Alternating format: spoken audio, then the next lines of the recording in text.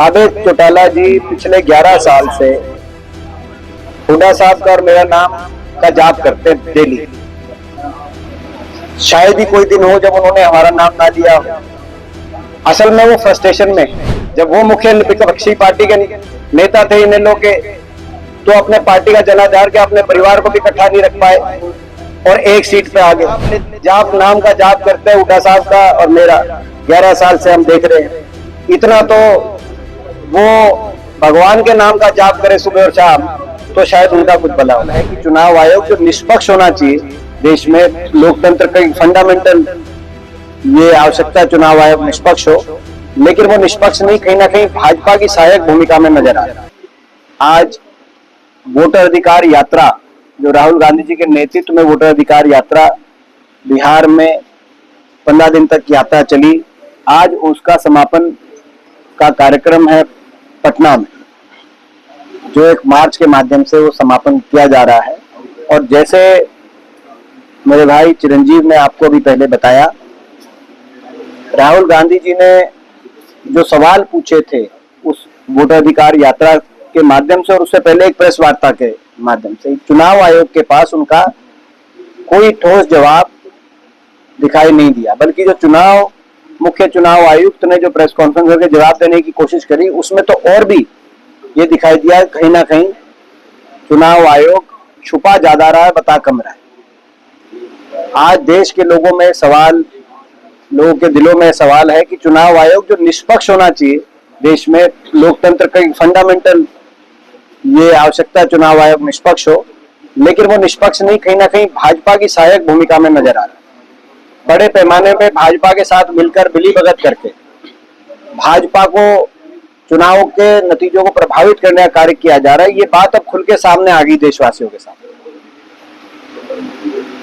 ये हरियाणा में भी हुई है, बहुत बड़े स्तर पे गड़बड़ी है। बाकी देश में तो कई जगह के उदाहरण सामने आ ही गए हैं, कर्नाटक की बात हो, महाराष्ट्र की बात हो, मगर हरियाणा में भी कई ऐसे सवाल है जिनके जवाब नहीं दिए गए। हरियाणा में भी हम कांग्रेस पार्टी इस पहलू को काफी डिटेल में दिखवा रही है और जल्दी ही आपके सामने तथ्य रखने का कार्य, हम सारे प्रमाण रखने का कार्य जनता के सामने, तो जनता को सारी बातें जानने का अधिकार है, हम जल्दी वो कार्य करेंगे। हरियाणा एक ऐसा देश में और दुनिया के अंदर राज्य बन गया, मुबारक, जिसमें दुनिया में सबसे ज्यादा गरीबी बढ़ी तेजी से। चुनाव से पहले 27 लाख बीपीएल परिवारों की संख्या बढ़कर 51 लाख बीपीएल परिवारों की संख्या हो गई और 75% गरीबी की रेखा के नीचे आ गया हरियाणा, जो आजादी के टाइम देश में जितनी गरीबी थी उससे भी ज्यादा था, उससे भी डबल।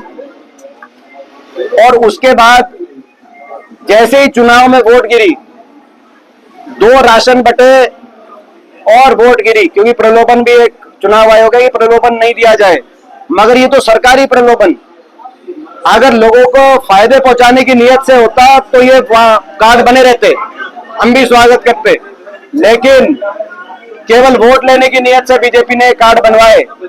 अब 10 लाख कार्ड बीपीएल परिवारों कार्डों काट दिया गया। 10 लाख का मतलब ये है कि हर लोकसभा क्षेत्र में 3 से 4 लाख मतदाता, 1 लाख कार्ड हर लोकसभा क्षेत्र में, 3 से 4 लाख मतदाता हर विधानसभा क्षेत्र में बीपीएल कार्ड में।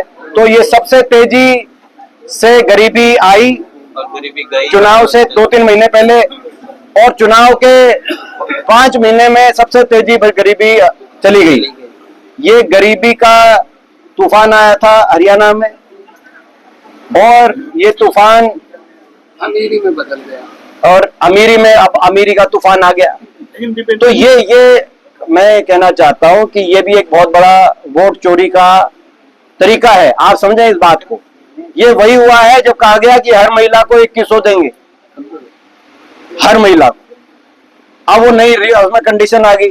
जैसे जो बहुत तेज किस्म के कई कंपनियां होती हैं जो लूटने का काम करती हैं, वो इश्तेहार में कुछ देती है, नीचे कुछ छोटा सा एक, इन्होंने तो नीचे ये इतने बड़े वोट चोर निकले, इन्होंने नीचे भी कुछ नहीं लिखा। इनकी तो जो गारंटी थी उसकी तो कोई वारंटी नहीं निकली। लेकिन सवाल ये ना, आप लोग सड़कों पे क्यों नहीं उतरते? बीजेपी जैसे आपके एक मुद्दे पर सड़कों पे उतर गई कल, आप लोग क्यों नहीं उतरते उस तरीके से? हम अभी हमारा संगठन बना है और हम सड़कों पे ही हैं। आप आज हम सड़कों पे हैं। नेता जो है और कौन संग सड़कों पे है? राहुल जी तो 16 दिन पद यात्रा कर रहे हैं। कांग्रेस सड़कों पे है और हम अच्छे से लड़ाई लड़ेंगे और हर मुद्दे को उठाने का काम करेंगे। आपने विधानसभा में देखा कानून व्यवस्था पे तो सदन चलने तक नहीं दिया कांग्रेस पार्टी के कांग्रेस विधायकों ने। तो सदन से लेकर और सड़कों तक हमारी लड़ाई लोगों के हकों की है। मुख्यमंत्री जी ने कहा कि रोहतक से जो मेरी जीत हुई और कहा कि अगर वोट चोरी होती तो मैं कैसे जीतता रोहतक से। उसमें मेरा हमारा ये कहना है कि अगर वोट चोरी नहीं होती तो जीत का मार्जिन और ज्यादा होता। तो लोगों ने ही जब 3.5-4 लाख से तो अब मार्जिन आया, लेकिन और ज्यादा मार्जिन आता। और 2019 में क्या हुआ सब जानते हैं। और चंडीगढ़ के मेयर के चुनाव में जैसे हमारे बड़ा सबूत उससे बड़ा सबूत तो कोई हो नहीं सकता। देख लिया वो तो अधिकारी अंदर बैठ के क्या काम कर रहे हैं। और सीसीटीवी आप बताओ, चंडीगढ़ में तो सीसीटीवी मिल गया था कि नहीं मिल गया था मेरे भाई? चंडीगढ़ सीसीटीवी मिला था। आप बताओ चुनाव के बूथ पे अब सीसीटीवी नहीं दे रहे, कह रहे कि भाई महिलाओं, अब महिला वोट डालने जाती है। पहली बार हमने सुना है कि अंदर की आज जो कह रहे कि चुनाव में हम सीसीटीवी नहीं देंगे पोलिंग बूथ का। आपने देखा क्या? फिर अंदर पोलिंग बूथ के अंदर अधिकारियों को क्यों बिठा रखा है? फिर पोलिंग बूथ के अंदर पोलिंग एजेंटों को बिठा रखा है। तो मैं समझता हूं कि आप ये जो कह रहे हैं, ये जितना कह रहे हैं, ये अपने बातों के जाल में स्वयं उतना फंस रहे हैं। सर कितना जिस प्रकार से कांग्रेसी एकजुट दिखे हैं, क्या मैसेज है? कांग्रेस एकजुट है और पूरे प्रदेश में भी कांग्रेस पूरी तरीके से एकजुट है। और रेवाड़ी में तो कांग्रेस हमेशा से पूरी तरह एकजुट रही है और हम एकजुटता से ही आगे बढ़ेंगे। बिहार में जब यात्रा चल रही थी आपने देखा, कोई एक व्यक्ति जिसका कांग्रेस से कोई लेना देना नहीं, जब कांग्रेस का कार्यक्रम खत्म हो गया और आगे चल दी यात्रा, तो कांग्रेस के स्टेज पे आके कोई अनाप शनाप अगर कोई कह रहा है तो मैं समझता हूँ ऐसा व्यक्ति तो पार्टी क्या समाज के लायक ही नहीं है। उसको समाज में भी स्थान नहीं दिया जाना चाहिए और कानूनन भी कार्रवाई हो और सामाजिक भी उसको दंडित किया जाए ऐसे व्यक्ति को। लेकिन भाजपा उसके आड़ में हिंसक मोड़ देते हुए और प्रदेश कांग्रेस कार्यालय पटना में जो हमारा प्रदेश कांग्रेस कार्यालय है उस पे भाजपा ने जो अटैक किया, भाजपा के कार्यकर्ताओं ने, क्या प्रजातंत्र में एक पार्टी दूसरी पार्टी के कार्यालय पे इस तरह की हिंसक जो है हमला बोल सकती है? और वो तो कई फोटो उसकी तो बीजेपी के लीडर्स के साथ ही आ रही है। उसकी क्या पृष्ठभूमि थी, क्या था, वो सारी चीज की उसकी जांच हो कि कहीं ये कोई षड्यंत्र तो नहीं था, वो मेंटल था या वो असामाजिक तत्व था, क्या था। तो वो सारी चीजों का जांच हो के तथ्य भी वो जांच का विषय। लेकिन उस बात को आप उस बात की आड़ लेते हुए और आपने एक हिंसा का प्रयोग किया और कांग्रेस प्रदेश के कार्यालय पर अटैक कर दिया। मैं समझता हूँ उस कृत्य की भी हम निंदा करते हैं, क्योंकि प्रजातंत्र में, संवैधानिक व्यवस्था में हिंसा का कोई स्थान नहीं है। भाजपा की बौखलाहट दिखाई देता है कि भाजपा ये जो सवाल पूछे गए हैं, भारतीय जनता पार्टी इन सवालों से तिलमिलाई हुई है। चुनाव आयोग और भाजपा की जो मिलीभगत लोगों के सामने आई है और आ रही है, उस बात को भाजपा हजम नहीं कर पा रही और इसीलिए हिंसा। मगर कांग्रेस पार्टी हम अपने सत्य पे और अपनी अहिंसा के रास्ते पे टिके रहे। बुढ़ा पिता पुत्र ने हरियाणा में कांग्रेस को, देखिए वो 3 दिन पहले ही नहीं दिया। आबेद चौटाला जी पिछले 11 साल से हुड्डा साहब का और मेरा नाम का जाप करते डेली। शायद ही कोई दिन हो जब उन्होंने हमारा नाम ना लिया हो। असल में वो फ्रस्ट्रेशन में है, वो फ्रस्ट्रेशन में कि उनका जनाधार खिसक गया और उनको लगता है कि हुड्डा साहब और मेरी वजह से उनका जनाधार खिसक गया है और वो पार्टी का अस्तित्व हरियाणा में बचा नहीं।